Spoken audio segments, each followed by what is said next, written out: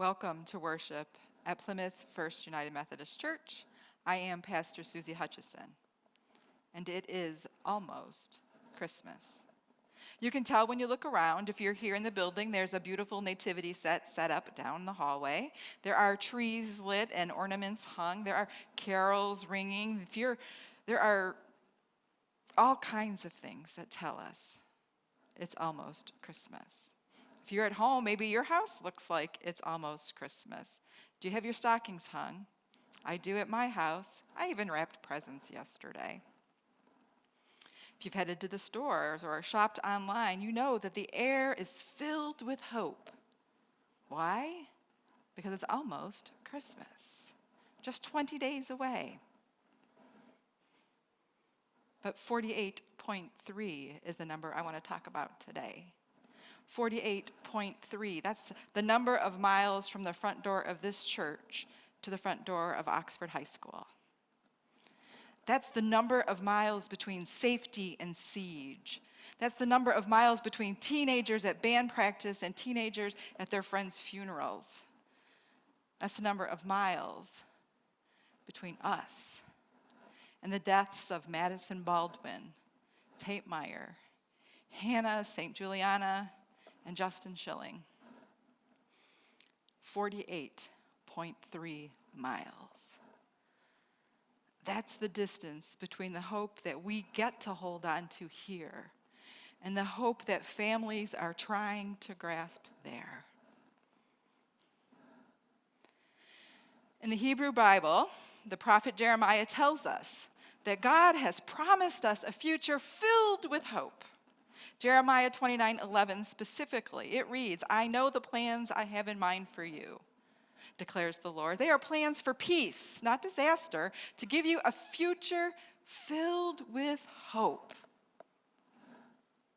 You see, this word comes from Jeremiah to the Jewish people not as an affirmation of good work and stick-to-itiveness. This word comes amid the Babylonian exile when the Jewish people were suffering mightily due to violent war, due to imprisonment, and due to loss of community.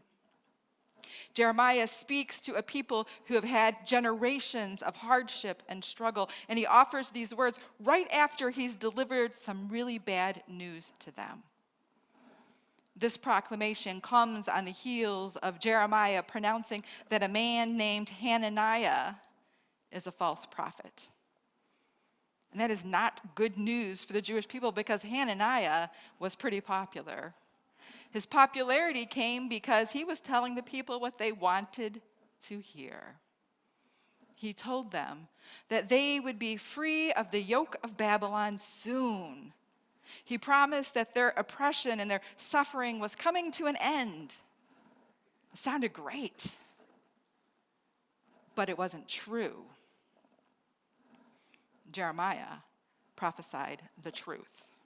Jeremiah told them that what they did not want to hear, that they were going to continue to struggle for another 40 years. He told them that their current terrible circumstances were not going away during most of their lifetimes.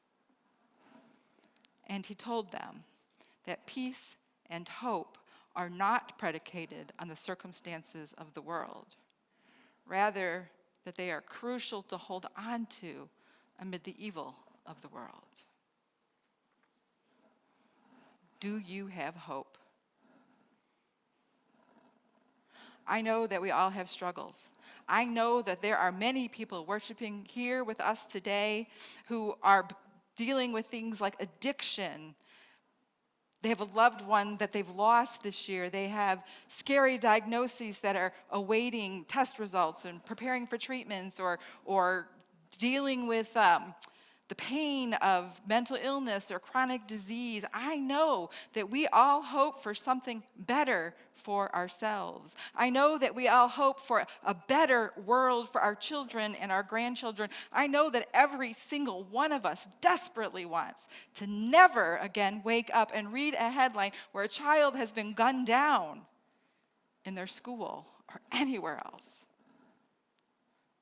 And I wonder, how do we hang on to hope in a world where a 15-year-old can show up at school and execute his classmates? How do we proclaim hope in the midst of all this? Perhaps we begin by realizing what hope is not. Hope is not a form of appreciation for what already is. Hope is expectation. It's confidence that persists even when the outcome is not evident.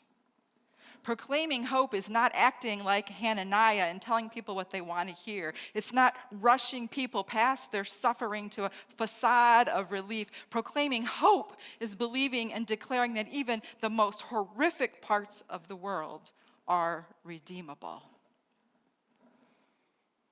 Altogether, hope is believing with every cell in our body that even while we still grieve, even while the pain continues, even when we have no idea how we will endure, God is with us and working to create a path to that redemption. So when Jeremiah says that God promises us a future filled with hope, it is not a future filled with ease or comfort or fulfillment.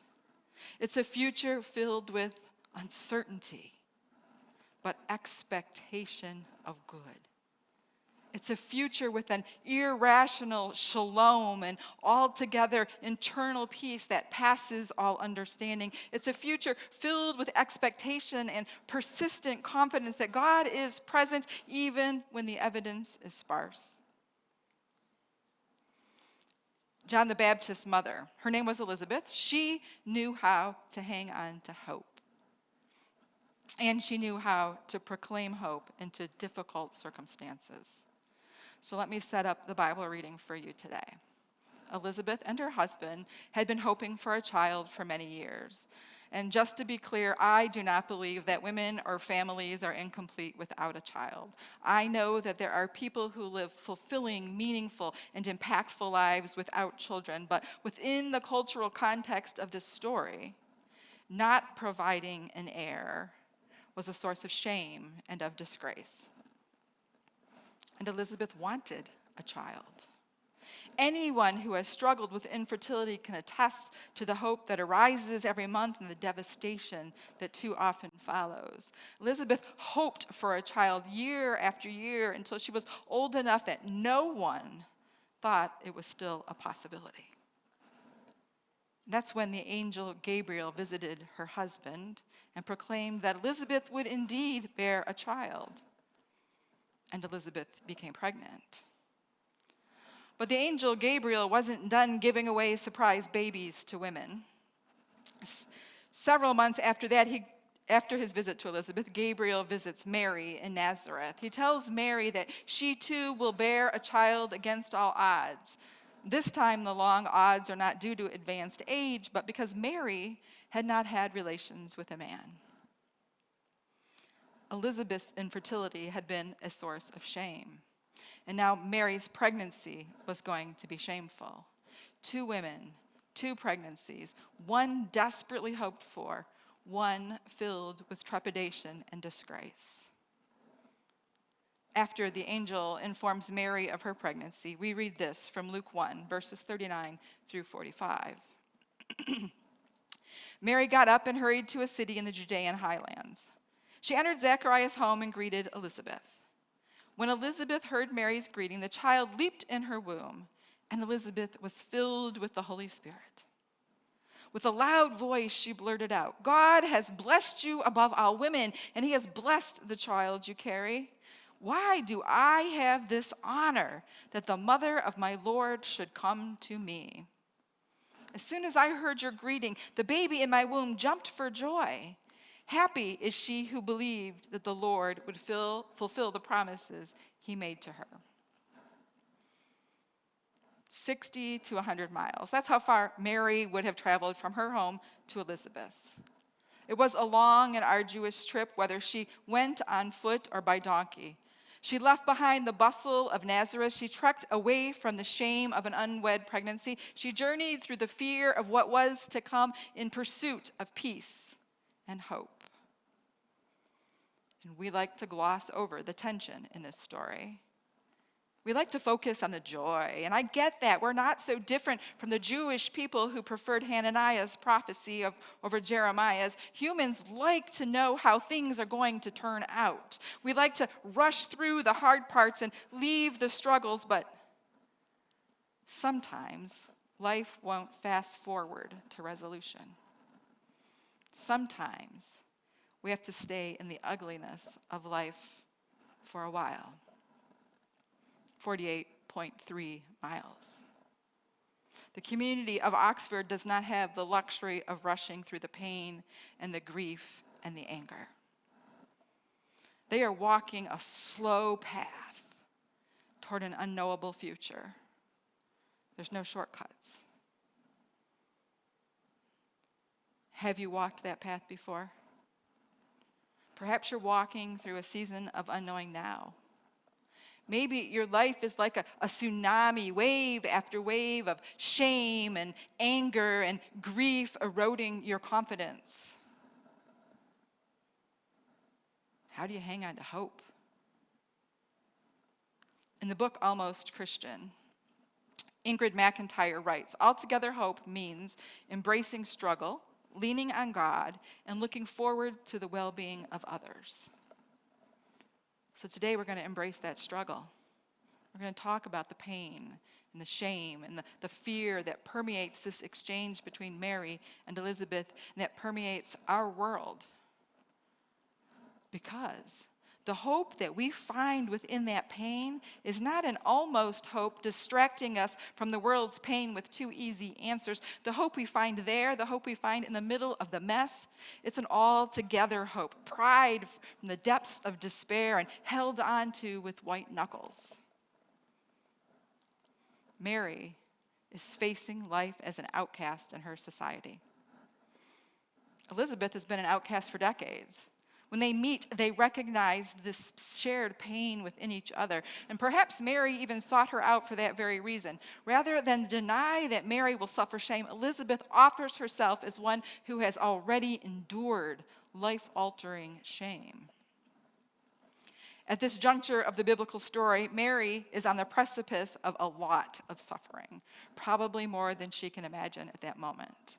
And yet, Elizabeth recognizes God's presence in Mary.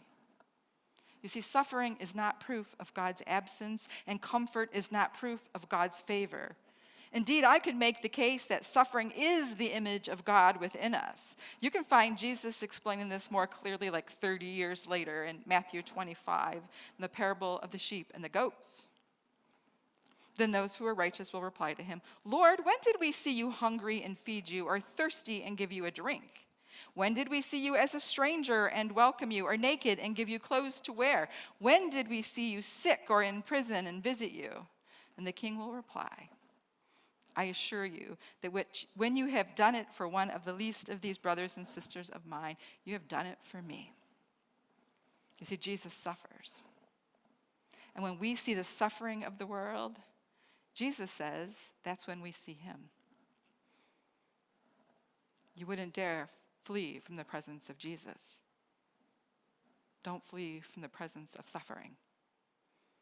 Proclaim like Elizabeth, why do I have this honor that the bearer of God should come to me? Elizabeth teaches us about what it is to embrace an altogether hope. She teaches us to mine it within our own struggles, and she teaches us the value of proclaiming it into a difficult circumstance. 48.3 miles. Too close for comfort.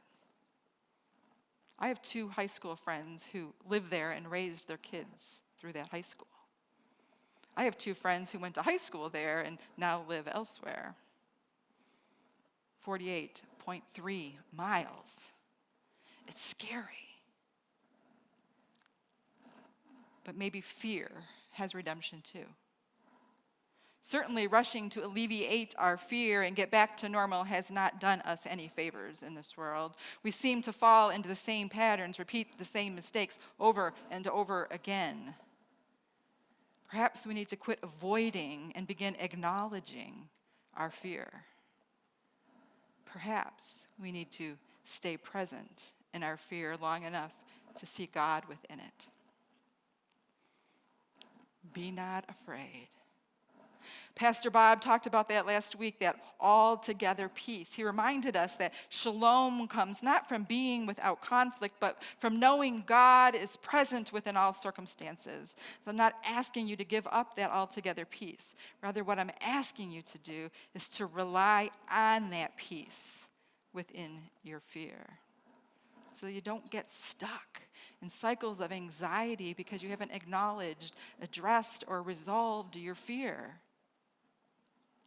In Psalm 46, we read, "Be still and know that I am God." That's what I'm suggesting here. In this time of fear, be still. Know God. Receive the shalom. From shalom, redemption of that fear is possible. Hope is possible. Every student in Oxford High School has suffered, whether a bullet pierced their skin or not. Every parent of a school-aged child fears for their own child. And every reasonable, feeling person grieves for these families impacted. The world feels like a less safe place. And we can't fix it. But there are things we can do. As Christ's holy people, we hold that pain sacred. We have confidence that God is with them in their suffering, in their grief, and in their fear. We are part of a great cloud of witnesses who stand alongside them, loaning them our hope when their well has run dry. We are keepers of an altogether hope that embraces struggle and leans on God and waits with expectancy for God's redemption to be revealed in the lives of all God's people. 48.3 miles. That's where our brothers and sisters, God's beloved children, are grasping for hope. Let us proclaim it to them. Amen.